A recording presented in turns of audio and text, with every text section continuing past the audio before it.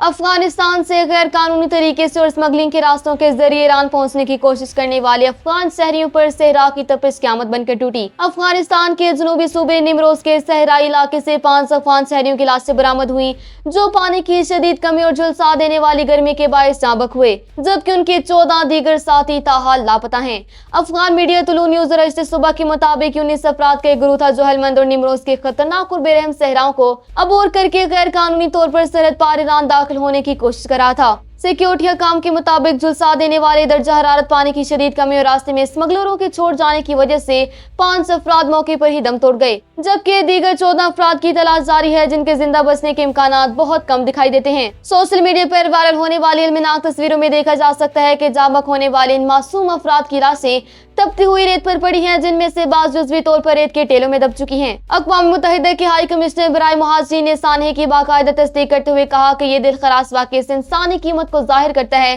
جو لوگ بہتر روزگار کی تلاش میں ادا کر رہے ہیں۔ برطانیہ میں قائم میڈیا ادارے افغانستان انٹرنیشنل کے مطابق افغانستان میں بے روزگاری، شدید غربت، ایرانی ویزوں پر پابندیاں اور ایران و پاکستان سے افغان مہاجرین کی بڑے پیمانے پر بے دخلی وہ بنیاد وجوہات ہیں جن کی بنا پر نوجوان اپنی جانیں خطرے میں ڈال کر ایسے خوفناک راستوں کا انتخاب کرنے پر مجبور ہیں۔